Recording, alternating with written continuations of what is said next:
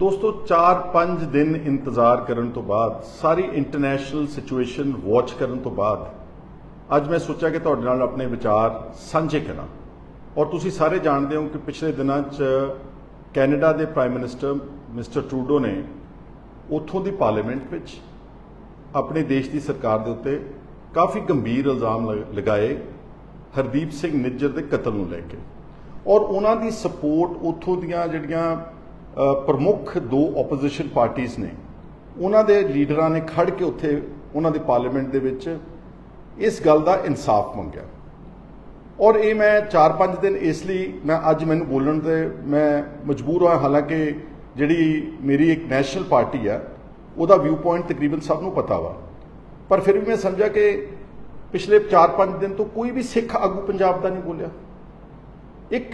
एक भी आदमी जिहड़ा कोई पंजाब का या सिखां की गल कह सकता होया कोई नहीं बोलिया।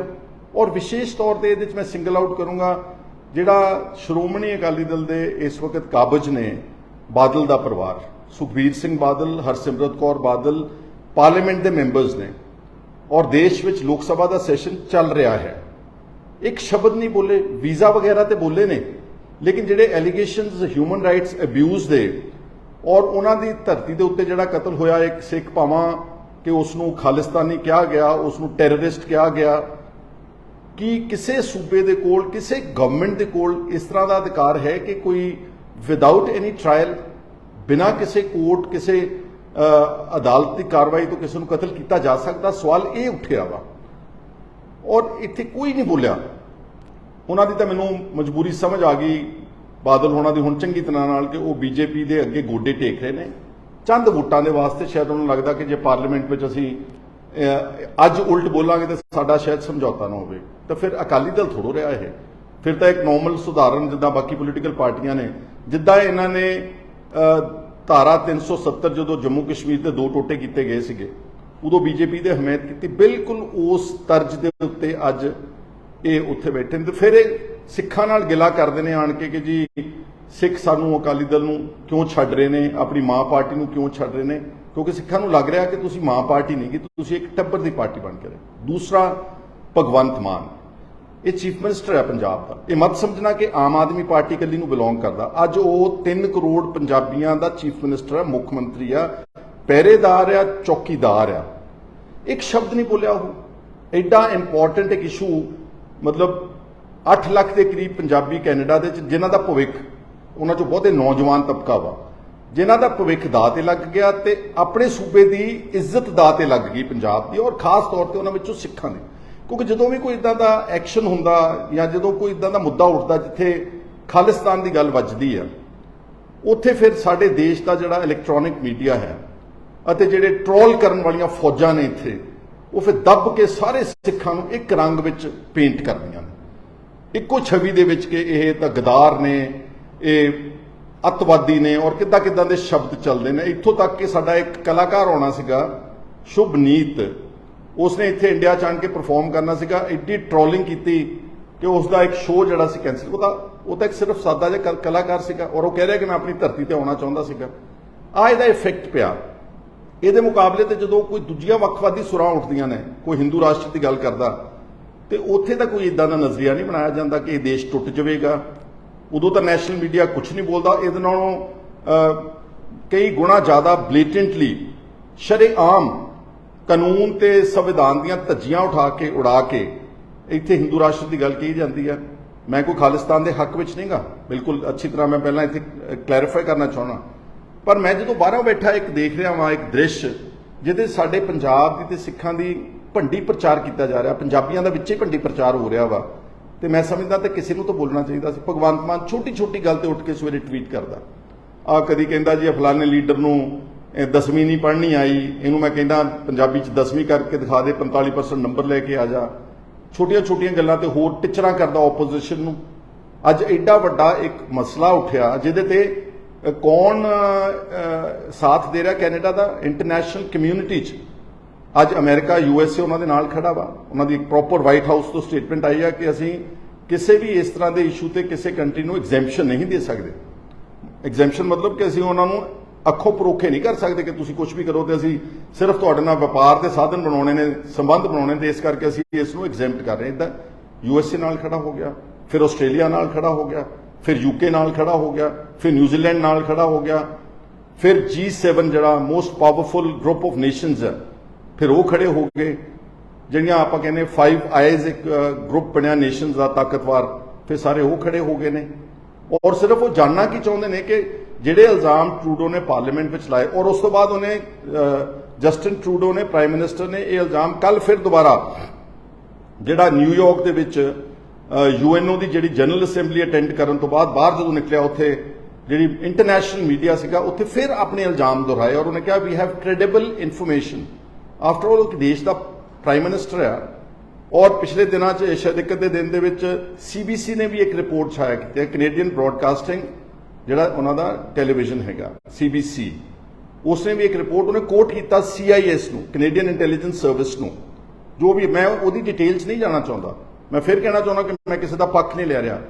ਅੱਜ ਇੰਟਰਨੈਸ਼ਨਲ ਮੀਡੀਆ, ਇੰਟਰਨੈਸ਼ਨਲ ਜਿਹੜਾ ਦੇਸ਼ ਨੇ, ਉਹਦੇ ਵਿੱਚ ਭਾਰਤ ਦੀ ਬਦਨਾਮੀ ਹੋ ਰਹੀ ਆ। ਇਹ ਭਾਵੇਂ ਤੁਸੀਂ ਮੰਨੋ ਤੇ ਚਾਹੇ ਨਾ ਮੰਨੋ, ਜਿਹੜੇ ਇੱਥੇ ਆਪਾਂ ਬੈਠਦੇ ਨੇ ਰੋਜ਼, ਜਿਹੜਾ ਆਪਾਂ ਕਹਿੰਦੇ ਨਾ ਕਿ ਅਸੀਂ G20 ਦੀ ਸਮਿਟ ਕਰਾ ਕੇ ਦਿੱਲੀ ਵਿੱਚ ਬਹੁਤ ਵੱਡੇ ਪੱਧਰ ਦੇ ਵਿਸ਼ਵ ਪੱਧਰੀ ਭਾਰਤ ਦਾ ਅਸੀਂ ਇੱਕ ਨਾਮ ਖੱਟਿਆ ਵਾ, ਉਹ ਇੱਕ ਇਨਸੀਡੈਂਟ ਨੇ ਤੁਹਾਡਾ ਨਾਮ ਖਰਾਬ ਕੀਤਾ ਵਾ।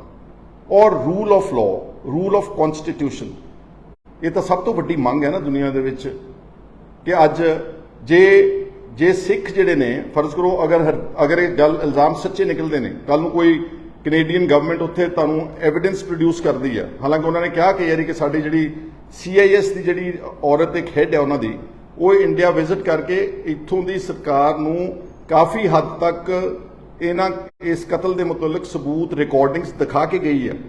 ਅਗਰ ਕੱਲ ਨੂੰ ਇਹ ਸਬੂਤ ਸੱਚੇ ਨਿਕਲਦੇ ਨੇ ਤੇ ਸਾਰੇ ਭਾਰਤ ਦਾ, ਸਾਰੀ ਦੁਨੀਆ ਦੇ ਵਿੱਚ ਸਿਰ ਜਿਹੜਾ ਹੈ ਉਹ ਨੀਵਾਂ ਹੋਵੇਗਾ। ਅਗਰ ਆਪਾਂ ਟਰੂਲੀ ਭਾਰਤੀ ਹਾਂ, ਅਗਰ ਟਰੂਲੀ ਇੰਡੀਅਨਸ ਹਾਂ, then why do we support such extrajudicial killings? Do not we have a law? ਅਗਰ ਫਰਜ਼ ਕਰੋ ਕੋਈ ਡਿਲੇ ਕਰ ਰਿਹਾ ਕਿ ਕੈਨੇਡਾ ਜਿਹੜਾ ਐਕਸਟ੍ਰਾਡਾਈਟ ਨਹੀਂ ਕਰ ਰਿਹਾ ਉੱਥੋਂ ਦੇ ਜਿਹੜੇ ਸਾਨੂੰ ਵਾਂਟਡ ਬੰਦੇ ਨੇ, ਅੱਜ ਨਹੀਂ ਹੋਊਗਾ, ਸਾਲ ਨੂੰ ਹੋ ਜਾਊਗਾ, 2 ਸਾਲਾਂ ਨੂੰ ਹੋ ਜਾਊ, 3 ਨੂੰ ਹੋ ਜਾਊਗਾ, 5 ਨੂੰ ਹੋ ਜਾਊਗਾ। ਆਪਾਂ ਵੀ ਇੱਥੇ ਬਹੁਤ ਸਾਰੀਆਂ ਸਾਡੀਆਂ ਟ੍ਰਾਇਲਸ ਨੇ, ਇੰਨੀਆਂ ਡਿਲੇਡ ਨੇ, ਇੱਕ ਜਨਰੇਸ਼ਨ ਲੰਘ ਜਾਂਦੀ ਹੈ। ਕੀ ਆਪਣੇ ਕੋਲ ਅਧਿਕਾਰ ਹੈ ਕਿ ਅਸੀਂ ਦੇਸ਼ ਟੱਪ ਕੇ ਅੱਗੇ ਜਾ ਕੇ ਤੇ ਉੱਥੇ ਬੰਦੇ ਚੱਕ ਲਈਏ? ਇਹਦਾ ਮਤਲਬ ਇਹ ਹੋਇਆ ਕਿ ਜਿਹੜੇ ਪੰਜਾਬੀ ਨੇ ਤੇ ਸਿੱਖ ਨੇ, ਉਹ ਪੰਜਾਬ ਵਿੱਚ ਤਾਂ ਮਹਿਫੂਜ਼ ਹੈ ਹੀ ਨਹੀਂ ਹਨ, ਉਹ ਉੱਥੇ ਵੀ ਮਹਿਫੂਜ਼ ਨੇਗੇ। ਔਰ ਇੱਥੇ ਮੈਂ ਤਾਂ ਕਹਿ ਰਿਹਾ ਕਿ ਇੱਥੇ ਟਰੈਕ ਰਿਕਾਰਡ ਹੈ ਪੁਰਾਣਾ, ਪਿਛਲੇ 30, 35, 40 ਸਾਲ ਤੋਂ, ਕਿ ਪੰਜਾਬ ਦੇ ਵਿੱਚ ਝੂਠੇ ਪੁਲਿਸ ਮੁਕਾਬਲਿਆਂ ਵਿੱਚ, ਐਕਸਟਰਾ ਜੁਡੀਸ਼ੀਅਲ ਕਿਲਿੰਗਸ ਵਿੱਚ ਬੰਦੇ ਨਹੀਂ ਮਾਰੇ ਗਏ। ਪਰਸੋਂ ਚੌਥ ਹੀ ਅੰਮ੍ਰਿਤਸਰ ਦੇ ਅਦਾਲਤ ਨੇ 3 ਕੇ 4 ਪੁਲਿਸ ਵਾਲਿਆਂ ਨੂੰ ਸਜ਼ਾ ਦਿੱਤੀ ਆ for killing people, innocent 6 in fake encounter. ਔਰ ਵੈਸੇ ਵੀ ਹੋਰ ਬਹੁਤ ਸਾਰੀਆਂ ਗੱਲਾਂ ਨੇ। ਕੀ ਇਹਦੇ ਨਾਲ ਸਾਡਾ ਸਿਰ ਉੱਚਾ ਹੁੰਦਾ? ਕੀ ਇਹਦਾ ਮਤਲਬ ਹੈ ਕਿ ਉਹ ਕੀ ਕਹਿੰਦੇ ਹੁੰਦੇ ਕਿ ਜਿਹੜਾ ਤਕੜਾ ਉਹਦੀ 7ਵੀਂ ਹੀ ਸੌ, ਕਿ ਜਿਹੜਾ ਤਕੜਾ ਉਹ ਜਿੱਥੇ ਮਰਜ਼ੀ ਜਾ ਕੇ ਜਿਹਨੂੰ ਮਰਜ਼ੀ ਮਾਰ ਦੇਵੇ? ਇਹ ਤਾਂ ਫਿਰ ਤਕੜੇ ਤੇ ਕਮਜ਼ੋਰ ਦੀ ਲੜਾਈ ਹੋਊਗੀ। ਇਹ ਤਾਂ ਫਿਰ ਰੂਲ ਆਫ ਲਾਅ ਤੇ ਕਨਸਟੀਟਿਊਸ਼ਨ ਦੀ ਲੜਾਈ ਤੇ ਅਦਾਲਤਾਂ ਦੀ ਲੜਾਈ ਤਾਂ ਰਹਿ ਨਹੀਂ ਗਈ। ਫਿਰ ਇਹ ਤਾਂ ਡਿਸਆਰਗੇਨਾਈਜ਼ਡ ਗਰੁੱਪਸ ਕਰਦੇ ਨੇ ਦੁਨੀਆ ਦੇ ਵਿੱਚ, ਜਿਹੜੇ ਸੋ ਕਾਲਡ ਟੈਰਰਿਸਟ ਗਰੁੱਪਸ ਨੇ, ਆਰਗੇਨਾਈਜੇਸ਼ਨ ਨੇ, they have no rule of law. But countries like India, ਜਿਹੜੀ ਇੱਕ ਬਹੁਤ ਵੱਡੀ ਡੈਮੋਕ੍ਰੇਸੀ ਹੈ ਸਾਰੀ ਦੁਨੀਆ ਦੇ ਵਿੱਚ, ਇੱਕ ਗਰੋਇੰਗ ਡੈਮੋਕ੍ਰੇਸੀ ਆ, ਇੱਕ ਪ੍ਰੋਗਰੈਸਿਵ ਕੰਟਰੀ ਗਿਣਿਆ ਜਾ ਰਿਹਾ ਵਾ ਸਾਰੀ ਦੁਨੀਆ 'ਚ। ਸਾਡੀ ਇਕਨੋਮੀ ਇਸ ਵਕਤ ਉਤਲੇ ਨੰਬਰਾਂ ਵਿੱਚ ਆ ਰਹੀ ਹੈ। ਸਾਡੀ 3 ਟ੍ਰਿਲੀਅਨ ਡਾਲਰਸ ਦੀ ਇਕਨੋਮੀ ਆ। ਹਾਲਾਂਕਿ Canada the we not to forget, ਉਹਦੀ ਸਾਡੇ ਮੁਕਾਬਲੇ ਤੇ ਪੋਪੂਲੇਸ਼ਨ 140 ਕਰੋੜ ਦੇ ਮੁਕਾਬਲੇ ਤੇ ਸਿਰਫ 4 ਕਰੋੜ ਆ। ਉਹਨਾਂ ਦੀ ਇਕਨੋਮੀ 2 ਟ੍ਰਿਲੀਅਨ ਦੀ ਹੈਗੀ ਆ। ਔਰ ਉਹਨਾਂ ਦਾ ਜਿਹੜਾ ਪਰ ਕੈਪੀਟਾ ਹੈਗਾ ਐਜ਼ ਪਰ GDP, ਉਹ ਸਾਡੇ ਨਾਲੋਂ ਕਈ ਗੁਣਾ ਜ਼ਿਆਦਾ। ਚਲੋ ਮੈਂ ਉਸ ਪਾਸੇ ਨਹੀਂ ਜਾਣਾ ਚਾਹੁੰਦਾ, ਪਰ ਸਾਡੇ ਕੋਲ ਇੱਕ ਸੰਵਿਧਾਨ ਹੈ, ਰੂਲ ਆਫ ਲਾਅ ਹੈ। ਔਰ ਮੈਨੂੰ ਤਾਂ ਐਂ ਲੱਗਦਾ ਅਗਰ ਇਹ ਗੱਲਾਂ ਸੱਚੀਆਂ ਉੱਥੇ ਨਿਕਲ ਰਹੀਆਂ ਨੇ, ਇਹਦਾ ਮਤਲਬ ਇੱਥੇ ਤਾਂ ਪੰਜਾਬ ਦੇ ਵਿੱਚ ਕੋਈ ਵੀ ਸੇਫ ਨਹੀਂਗਾ। ਇਹਦਾ ਮਤਲਬ ਕੋਈ ਵੱਡੀ ਗੱਲ ਨਹੀਂ ਗੀ। ਮੈਂ ਸ਼ੰਕਾ ਜ਼ਾਹਰ ਕਰ ਰਿਹਾ ਹਾਂ ਕਿ ਦੀਪ ਸਿੱਧੂ ਵੀ ਇਸੇ ਤਰ੍ਹਾਂ ਦਾ ਕਤਲ ਦਾ ਸ਼ਿਕਾਰ ਹੋਇਆ ਹੋਵੇਗਾ, ਅਤੇ ਹੋਰ ਵੀ ਹੋਇਆ ਹੋਣਗੇ ਜਿਹੜੇ ਵੋਕਲ ਨੇ। ਇੱਥੇ ਗੈਂਗਸਟਰਸ ਜੇਲ੍ਹਾਂ 'ਚੋਂ ਬੈਠੇ ਵਿਦੇਸ਼ਾਂ ਦੇ ਉਹ ਛੋਰੇ ਕਤਲਾਂ ਦਾ ਜ਼ਿੰਮੇਵਾਰੀ ਚੱਕ ਰਹੇ ਨੇ, ਔਰ ਉਹਨਾਂ ਨੂੰ ਸਾਡਾ ਨੈਸ਼ਨਲ ਟੈਲੀਵਿਜ਼ਨ ਉਹਨੂੰ ਫਲੌਂਟ ਕਰ ਰਿਹਾ ਵਾ। ਇੱਕ ਜੇਲ੍ਹ 'ਚ ਬੈਠਾ ਗੈਂਗਸਟਰ ਆ, ਪਿਛਲੇ ਦਿਨਾਂ 'ਚ ਤੁਸੀਂ ਦੇਖਿਆ ਵਾ। ਔਰ ਇੱਥੇ ਜੇਲ੍ਹ 'ਚ ਬੈਠੇ ਗੈਂਗਸਟਰਸ ਇੰਟਰਵਿਊਜ਼ ਦੇ ਰਹੇ ਨੇ ਕਿ ਇਹ ਇਸ ਰੂਲ ਆਫ ਲਾਅ ਤੇ ਇਸ ਕਨਸਟੀਟਿਊਸ਼ਨ ਤੇ ਅਸੀਂ ਫਖਰ ਕਰਦੇ ਹਾਂ। ਕਿ ਭਗਵੰਤ ਮਾਨ ਤੁਸੀਂ ਫੋਟੋ ਪਿੱਛੇ ਬਾਬਾ ਸਾਹਿਬ ਅੰਬੇਦਕਰ ਦੀ ਇਸ ਲਈ ਟੰਗੀ ਹੋਈ ਹੈ ਕਿ ਤੁਸੀਂ ਤੁਹਾਡੇ ਪੰਜਾਬ ਦੇ ਵਿੱਚ ਜੇਲ੍ਹਾਂ 'ਚੋਂ ਇੰਟਰਵਿਊਆਂ ਚੱਲਣ ਤੇ ਜੇਲ੍ਹਾਂ 'ਚੋਂ ਸਭ ਕੁਝ ਚੱਲੇ, ਵੀਡੀਓਜ਼ ਆਉਣ ਤੇ ਤੁਸੀਂ ਕੁਝ ਨਾ ਕਰੋ। ਔਰ ਐਡੇ ਇੰਪੋਰਟੈਂਟ ਸੈਂਸੇਸ਼ਨਲ ਮੈਟਰ ਦੇ ਉੱਤੇ ਜਿੱਥੇ ਲੱਖਾਂ ਨੌਜਵਾਨਾਂ ਦਾ ਭਵਿੱਖ ਜੁੜਿਆ, ਤੁਸੀਂ ਉਹਦੇ ਤੇ ਨਾ ਬੋਲੋ। ਇੱਥੋਂ ਤੱਕ ਮੇਰਾ ਖਿਆਲ ਤਾਂ ਸ਼ਾਇਦ ਭਗਵੰਤ ਮਾਨ ਵੀਜ਼ੇ ਤੇ ਵੀ ਨਹੀਂ ਬੋਲਿਆ। ਚਲੋ ਅਕਾਲੀਆਂ ਨੇ ਮਾੜੀ ਮੋਟੀ ਸੰਗ ਕੀਤੀ, ਉਹ ਵੀਜ਼ੇ ਤੇ ਬੋਲੇ। ਮੈਂ ਵੀਜ਼ੇ ਤੇ ਵੀ ਕਹਿਣਾ ਚਾਹੁੰਦਾ ਕਿ ਇਹ ਕੀ ਇਹਦੇ ਨਾਲ ਕਿੱਦਾਂ ਅੱਛੀ ਛਵੀ ਜਾਵੇਗੀ ਆਪਣੀ, ਜਾਣਦਿਆਂ ਹੋਇਆਂ ਕਿ ਪੰਜਾਬ ਦੇ ਔਰ ਭਾਰਤ ਦੇ, ਸ਼ਾਇਦ ਭਾਰਤ ਦੀ ਟੋਟਲ ਇੰਡੀਅਨ ਪੋਪੂਲੇਸ਼ਨ ਕੈਨੇਡਾ ਵਿੱਚ 4 ਕਰੋੜ ਵਿੱਚੋਂ ਅਪਰੋਕਸੀਮੇਟਲੀ 20 ਲੱਖ ਆ। ਤੁਸੀਂ ਇਸ ਇੱਕ ਇਨਸੀਡੈਂਟ ਨੂੰ ਇਸ਼ੂ ਬਣਾ ਕੇ ਤੁਸੀਂ ਕਹਿੰਦੇ ਅਸੀਂ ਕੈਨੇਡੀਅਨਸ ਨੂੰ ਕਿਸੇ ਨੂੰ ਵੀਜ਼ਾ ਨਹੀਂ ਦੇਣਾ। ਉਹਦੇ ਬਹੁਤ ਸਾਰੇ ਗੈਰ ਪੰਜਾਬੀ ਵੀ ਮਾਰੇ ਜਾਣਗੇ, ਬਹੁਤ ਸਾਰੇ ਕੇਰਲਾ ਦੇ, ਬਹੁਤ ਸਾਰੇ ਸਾਊਥ ਇੰਡੀਅਨ ਦੇ ਸਟੇਟ ਦੇ, ਗੁਜਰਾਤ ਦੇ ਪ੍ਰਾਈਮ ਮਿਨਿਸਟਰ ਸਾਹਿਬ ਦੀ ਸਟੇਟ ਦੇ ਬਹੁਤ ਪ੍ਰੋਗਰੈਸਿਵ ਬਿਜ਼ਨਸਮੈਨ ਕੈਨੇਡਾ ਤੇ ਅਮਰੀਕਾ 'ਚ ਬੈਠੇ ਨੇ। ਇਹ ਤਾਂ ਉਹ ਵੀ ਸ਼ਿਕਾਰ ਹੋ ਜਾਣਗੇ। ਔਰ ਮੈਂ ਅੰਤ ਵਿੱਚ ਕਹਿਣਾ ਚਾਹੁੰਦਾ, ਦੇਖੋ ਮੈਂ ਅੱਜ ਬੋਲਿਆ, ਹੋ ਸਕਦਾ ਮੈਨੂੰ ਇਸ ਗੱਲ ਵਾਸਤੇ ਖਮਿਆਜ਼ਾ ਵੀ ਭੁਗਤਣਾ ਪਵੇ, ਪਰ ਫਿਰ ਅਲਟੀਮੇਟਲੀ ਕੀ ਕਹਿੰਦੇ ਨੇ ਕਿ ਸਭ ਕੁਝ ਰਾਜਨੀਤੀ ਨਹੀਂ ਹੁੰਦੀ, ਕੁਝ ਤੁਹਾਡੀ ਜ਼ਮੀਰ ਵੀ ਹੁੰਦੀ ਹੈ। ਤੁਹਾਡੇ ਅੰਦਰ ਜਿਹੜੇ ਜਜ਼ਬਾਤ ਤੇ ਭਾਵਨਾਵਾਂ ਨੇ, ਉਹਦੇ ਬਾਰੇ ਮੈਂ ਬੜਾ ਸੋਚਣ ਵਿਚਾਰਨ ਤੋਂ ਬਾਅਦ ਇਹ ਗੱਲ ਮੈਂ ਅੱਜ ਤੁਹਾਡੇ ਸਾਹਮਣੇ ਰੱਖੀ ਆ। ਔਰ ਜਿੱਥੋਂ ਤੱਕ ਕਾਂਗਰਸ ਦਾ ਵਿਊ ਪੁਆਇੰਟ ਹੈ, ਠੀਕ ਹੈ, ਸਾਡੇ ਕੁਝ ਲੀਡਰਸ ਇੱਥੇ ਉਹੀ ਨੈਸ਼ਨਲਿਸਟ ਵਿਊ ਪੁਆਇੰਟ ਲੈਂਦੇ ਨੇ, ਉਹਨਾਂ ਨੂੰ ਅਧਿਕਾਰ ਹੈਗਾ ਕਿਉਂਕਿ ਉਹਨਾਂ ਦਾ ਦਾਇਰਾ ਇੱਕ ਸਾਰੇ ਦੇਸ਼ ਦੇ ਐਂਗਲ ਤੋਂ, ਲੇਕਿਨ ਸਾਡਾ ਦਾਇਰਾ ਤਾਂ ਸਾਡੀ ਆਪਣੀ ਸਟੇਟ ਹੈ, ਸਾਡੀ ਆਪਣੀ ਕੌਮ ਹੈ। ਜੇ ਅਸੀਂ ਆਪਣੀ ਕੌਮ ਨੂੰ ਨਹੀਂ ਬੋਲਾਂਗੇ ਤੇ ਫਿਰ ਅਸੀਂ ਲੀਡਰ ਹੋਣ ਦੇ ਹੱਕਦਾਰ ਨਹੀਂ। ਕਿ ਹਾਲਾਂਕਿ ਅਗਰ ਮੈਂ ਰਾਹੁਲ ਗਾਂਧੀ ਨੂੰ ਦੀ ਗੱਲ ਕੋਟ ਕਰਾਂ ਤੇ ਉਹ ਜਦੋਂ ਪਿੱਛੇ ਇੰਗਲੈਂਡ ਦੇ ਦੌਰੇ ਤੇ ਗਏ ਸੀ, ਉਹਨਾਂ ਨੇ ਆਕਸਫੋਰਡ ਵਿੱਚ ਇੱਕ ਇੰਟਰਵਿਊ ਦਿੱਤੀ ਹੋਈ ਆ। ਉਹਨਾਂ ਨੇ ਉੱਥੇ ਬੈਠ ਕੇ ਇੰਗਲੈਂਡ ਦੀ ਧਰਤੀ ਤੇ ਕਿਹਾ ਸੀਗਾ ਕਿ ਜਿਹੜੀਆਂ ਮਾਈਨੋਰਿਟੀਜ਼ ਨੇ ਇੰਡੀਆ ਦੇ ਵਿੱਚ, particularly ਸਿੱਖਸ ਤੇ ਮੁਸਲਿਮਸ ਨੂੰ ਸਿੰਗਲ ਆਊਟ ਕੀਤਾ ਕਿ ਇਹ ਸੈਕੰਡ ਰੇਟ ਸਿਟੀਜ਼ਨਸ ਨੇ। ਇਹ ਮੈਂ ਨਹੀਂ ਕਹਿ ਰਿਹਾ ਸਾਡੇ ਕਾਂਗਰਸ ਦਾ ਟੌਪ, ਔਰ ਐਨੀ ਫੀਲ ਸੋ, ਕਿਉਂਕਿ ਜੋ ਪਿਛਲੇ ਸਾਲਾਂ ਦੇ ਵਿੱਚ ਜਿਸ ਢੰਗ ਦੇ ਨਾਲ ਵਿਤਕਰਾ ਹੋਇਆ, ਟਾਰਗੇਟਿੰਗ ਹੋਈ, ਹੇਟ ਕੈਂਪੇਨਸ ਚਲਾਏ ਗਏ, ਵਿਲੀਫਿਕੇਸ਼ਨ ਕੈਂਪੇਨ ਚਲਾਇਆ ਗਿਆ, ਇਹ ਸਾਰੀ ਦੁਨੀਆ ਨੂੰ ਦਿਸ ਰਿਹਾ ਨਾ। ਉਹ ਠੀਕ ਹੈ ਕਿ ਅਗਰ ਆਪਾਂ ਆਪਣੀ ਅੱਖਾਂ ਬੰਦ ਕਰੀਏ ਕਿ ਅਸੀਂ ਨਹੀਂ ਦੇਖਣਾ ਚਾਹੁੰਦੇ ਇਹ ਮਸਲਾ, ਲੇਕਿਨ ਦੁਨੀਆ ਜਿਹੜੀ ਹੈ ਅੱਜ ਬਹੁਤ ਤੇਜ਼ੀ ਦੇ ਨਾਲ ਇੰਟਰਕਨੈਕਟਡ ਹੈ, ਸੋਸ਼ਲ ਮੀਡੀਆ ਨਾਲ ਕਨੈਕਟਡ ਹੈ, ਕਈ ਪਲੇਟਫਾਰਮਸ ਨਾਲ ਕਨੈਕਟਡ ਹੈ, ਮੀਡੀਆ ਬਹੁਤ ਐਕਸੈਸਿਬਲ ਹੈ। ਸੋ ਮੈਂ ਕਿਸੇ ਦੀ ਮੁਖਾਲਫਤ ਕਰਨ ਵਾਸਤੇ ਇੱਥੇ ਨਹੀਂ ਆਇਆ।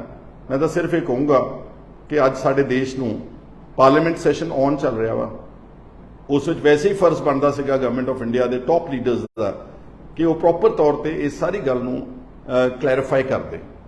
ਔਰ ਅੱਜ ਵੀ ਮੈਂ ਚਾਹੂੰਗਾ ਕਿ ਕਿਰਪਾ ਕਰਕੇ ਜਿਹੜਾ ਤੁਸੀਂ ਵੀਜ਼ਾਜ਼ ਉਡਾਤੇ ਨੇ ਸਾਰੇ, ਔਰ ਤੁਸੀਂ ਆਰਟਿਸਟ ਨੂੰ ਇੱਥੇ ਇੰਡੀਆ ਦੀ ਧਰਤੀ ਤੇ ਪਰਫਾਰਮ ਨਹੀਂ, ਇਹਦੇ ਨਾਲ ਕੜੱਤਨ ਵਧਣੀ ਹੈ, ਇਹਦੇ ਨਾਲ ਕੜੱਤਨ ਘਟਣੀ ਨਹੀਂ ਗੀ। ਇਹ ਅੰਦਾਜ਼ਾ ਲਾਓ ਕਿ ਤੁਹਾਡਾ ਟ੍ਰੇਡ ਇੰਡੀਆ ਦਾ ਇਫੈਕਟ ਹੋਵੇਗਾ। ਆਫਟਰ ਆਲ ਕਾਫੀ ਵੱਡੇ ਪੱਧਰ ਦੇ ਉੱਤੇ ਇੰਡੀਆ ਔਰ ਕੈਨੇਡਾ ਦਾ ਟ੍ਰੇਡ ਦੇ ਸੰਬੰਧ ਨੇ। ਅਲਟੀਮੇਟਲੀ ਜੇ ਇਸ ਲੈਵਲ ਤੇ ਆ ਗਏ, ਅਸੀਂ ਡਿਪਲੋਮੈਟਿਕ ਟਾਈਜ਼ ਕੱਟ ਦਿੱਤੇ ਨੇ, ਫਿਰ ਅਲਟੀਮੇਟਲੀ ਫਲਾਈਟਸ ਵੀ ਬੰਦ ਹੋ ਜਾਣਗੀਆਂ। ਕਿ ਅਸੀਂ ਆਈਸੋਲੇਟਿਡ ਤਰੀਕੇ ਨਾਲ ਇਸ ਆਪਣੇ ਦੇਸ਼ ਨੂੰ ਅੱਗੇ ਲਿਜਾ ਸਕਾਂਗੇ? ਤਾਂ ਮੈਂ ਸਮਝਦਾ ਕਿ ਜੋ ਇਹ ਮਸਲਾ ਉੱਠਿਆ ਵਾ, ਜੋ ਇੱਕ ਐਲੀਗੇਸ਼ਨਸ ਨੇ, ਹਲੇ ਹੋ ਸਕਦਾ ਇਸ ਨੂੰ ਬਹੁਤ ਚੰਗੇ ਤਰੀਕੇ ਨਾਲ ਸਾਡੀ ਗਵਰਨਮੈਂਟ ਜਿਹੜੀ ਉਹਨੂੰ ਕਲੈਰੀਫਾਈ ਕਰ ਸਕਦੀ ਹੈ। ਅਗਰ ਕਿਸੇ ਨੇ ਗਲਤੀ ਕੀਤੀ ਹੈ, ਫਰਜ਼ ਕਰੋ ਹੋ ਸਕਦਾ ਕਿ ਸਰਕਾਰ ਦੀ ਅੱਖ ਤੋਂ ਥੱਲੇ ਕਿ ਯਾਰ ਬਹੁਤ ਸਾਰੇ ਕੰਮ ਕਰ ਜਾਂਦੇ ਨੇ, ਜਿੱਦਾਂ ਪੰਜਾਬ ਦੇ ਵਿੱਚ ਉਸ ਵਕਤ ਮਿਲੀਟੈਂਸੀ ਦੇ ਦੌਰ ਦੇ ਵਿੱਚ ਕਈਆਂ ਨੇ ਆਪਣੀਆਂ ਬੜੀਆਂ ਰੋਟੀਆਂ ਸਿੱਕੀਆਂ, ਕਈਆਂ ਨੇ ਬੜੇ ਬਦਲੇ ਲਏ, ਕਈਆਂ ਨੇ ਬਹੁਤ ਘਰਾਂ ਦੇ ਘਰ ਤਬਾਹ ਕਰ ਦਿੱਤੇ, ਘਰ ਸਾੜ ਦਿੱਤੇ, ਲੋਕਾਂ ਨੂੰ ਬੇਗੁਨਾਹ ਲੋਕਾਂ ਨੂੰ ਮਾਰ ਦਿੱਤਾ। ਉਹਦੀ ਆੜ ਦੇ ਵਿੱਚ ਕਿਤੇ ਇਹ ਤਾਂ ਨਹੀਂਗਾ ਕਿ ਦੇਸ਼ ਦੀ ਏਕਤਾ ਤੇ ਅਖੰਡਤਾ ਨੂੰ ਬਰਕਰਾਰ ਰੱਖਣ ਦੀ ਆੜ ਵਿੱਚ ਥੱਲੇ ਹੀ ਕਿਸੇ ਨੇ ਕਰ, ਹੋ ਸਕਦਾ ਇਸ ਤਰ੍ਹਾਂ ਵੀ ਹੋਇਆ ਹੋਵੇ। ਸੋ ਇਹ ਸਾਰੀਆਂ ਗੱਲਾਂ ਜਿਹੜੀਆਂ ਨੇ ਕਲੈਰੀਫਿਕੇਸ਼ਨ ਮੰਗਦੀਆਂ। ਪਰੰਤੂ ਮੈਨੂੰ ਬੜਾ ਦੁੱਖ ਹੋਇਆ ਕਿ ਐਡਾ ਸਾਡਾ ਇੱਕ ਮਾਣਮੱਤਾ ਸੂਬਾ ਹੋਵੇ, ਐਡਾ ਗੌਰਵਮਈ ਇਤਿਹਾਸ ਹੋਵੇ, ਔਰ ਸਾਡੇ ਪੰਜਾਬ ਦੇ ਲੋਕਾਂ ਨੇ, ਸਿੱਖਾਂ ਨੇ ਸਭ ਤੋਂ ਜ਼ਿਆਦਾ ਦੇਸ਼ ਦੀ ਆਜ਼ਾਦੀ ਵਿੱਚ ਫਾਂਸੀਆਂ ਦੇ ਰੱਸੇ ਚੁੰਮੇ ਹੋਣ, ਕਾਲੇ ਪਾਣੀ ਦੀਆਂ ਕੈਦਾਂ ਕੱਟੀਆਂ ਹੋਣ, ਔਰ ਸਭ ਤੋਂ ਜ਼ਿਆਦਾ ਕੁਰਬਾਨੀਆਂ ਦਿੱਤੀਆਂ ਹੋਣ। ਮੈਂ ਉਹ ਗਿਣਾਉਣਾ ਨਹੀਂ ਚਾਹੁੰਦਾ। ਕੂਕਾ ਲਹਿਰ ਤੇ ਬਾਬਾ ਗਦਰੀ ਬਾਬੇ ਕਿੱਥੋਂ ਉੱਠ ਕੇ ਵਿਦੇਸ਼ਾਂ ਚੋਂ ਆਣ ਕੇ ਇਸ ਦੇਸ਼ ਨੂੰ ਆਜ਼ਾਦ ਕੀਤਾ। ਅੱਜ ਵੀ ਸਾਡੇ ਬੰਦੇ ਨੇ ਜਿਹੜੇ, ਜਦੋਂ ਕੋਈ ਬਾਰਡਰਸ ਦੇ ਉੱਤੇ ਕੋਈ ਦੇਸ਼ ਹਮਲਾ ਕਰਦਾ, ਦੂਸਰਾ ਵਿਰੋਧੀ ਦੇਸ਼, ਤੇ ਜਦੋਂ ਕਫਨ ਆਉਂਦੇ ਨੇ ਪੰਜਾਬ ਦੇ ਵਿੱਚ, ਉਹਦੇ 'ਚ ਹਮੇਸ਼ਾ ਜਾਂ ਇੰਡੀਆ 'ਚ ਆਉਂਦੇ ਨੇ, ਜਦੋਂ ਮਰਦੇ ਨੇ ਬਾਰਡਰਸ ਦੇ ਰਖਵਾਲੀ, ਉਹ ਪੰਜਾਬ ਦੇ ਹੀ ਬਸ਼ਿੰਦੇ ਹੁੰਦੇ ਹਨ। ਔਰ ਇਸ ਤੋਂ ਇਲਾਵਾ ਜੋ ਸਾਡਾ ਸਪੋਰਟਸ ਵਿੱਚ ਯੋਗਦਾਨ ਹੈ, ਜੋ ਸਾਡਾ ਫੂਡ ਪ੍ਰੋਡਕਸ਼ਨ ਵਿੱਚ ਇਸ ਦੇਸ਼ ਨੂੰ ਸੈਲਫ ਸਫੀਸ਼ੀਐਂਟ ਕੀਤਾ, ਖਾਣ ਪੀਣ ਦੀਆਂ ਚੀਜ਼ਾਂ ਵਿੱਚ, ਅਨਾਜ ਵਿੱਚ, ਉਹ ਗੱਲਾਂ ਸਾਰੀਆਂ ਸੈਕੰਡਰੀ ਨੇ। ਉਹ ਸਾਡਾ ਯੋਗਦਾਨ ਐਂ ਲੱਗਦਾ ਜਦੋਂ ਸਾਡੇ ਤੇ ਹਮਲਾ ਹੁੰਦਾ ਔਰ ਸਭ ਨੂੰ ਇੱਕੋ ਹੀ ਟੈਗ ਵੱਖਵਾਦੀ, ਅੱਤਵਾਦੀ, ਪਤਾ ਨਹੀਂ ਉਗਰਵਾਦੀ ਕਹਿ ਕੇ ਟੀਵੀਆਂ ਦੇ ਉੱਤੇ ਭੰਡਿਆ ਜਾਂਦਾ ਵਾ, ਉਹ ਸਾਨੂੰ ਸਭ ਨੂੰ ਦੁੱਖ ਹੁੰਦਾ। ਮੈਨੂੰ ਵੀ ਬਹੁਤ ਦੁੱਖ ਹੁੰਦਾ। ਉਮੀਦ ਕਰਦਾ ਕਿ ਸਾਡੀ ਸਰਕਾਰ ਠੀਕ ਰਿਕੋਰਸ ਲਵੇਗੀ ਔਰ ਅਪਰੋਪਰੀਏਟ ਐਕਸ਼ਨ ਲਵੇਗੀ ਤਾਂ ਕਿ ਸਾਡੀ ਇੰਡੀਆ ਦੀ ਜਿਹੜੀ ਰੈਪੂਟੇਸ਼ਨ ਹੈ ਉਹ ਸਾਰੀ ਦੁਨੀਆ ਦੇ ਵਿੱਚ ਅੱਛੀ ਰਵੇ, ਬਹਾਲ ਰਵੇ ਔਰ ਸਾਡਾ ਦੇਸ਼ ਜਿਹੜਾ ਉਹ ਪ੍ਰੋਗਰੈਸ ਕਰਦਾ ਰਵੇ। ਮੇਰੇ ਨਾਲ ਅੱਜ ਦੇ ਇਹਨਾਂ ਵਿਚਾਰਾਂ ਤੇ ਜੁੜਨ ਵਾਸਤੇ ਤੁਹਾਡਾ ਸਾਰਿਆਂ ਦਾ ਬਹੁਤ ਸ਼ੁਕਰੀਆ। Just do not comment out of hatred, try to comment out of reasoning. ਇੱਕ ਵਾਰ ਫਿਰ ਤੁਹਾਡਾ ਧੰਨਵਾਦ। Thank you so much.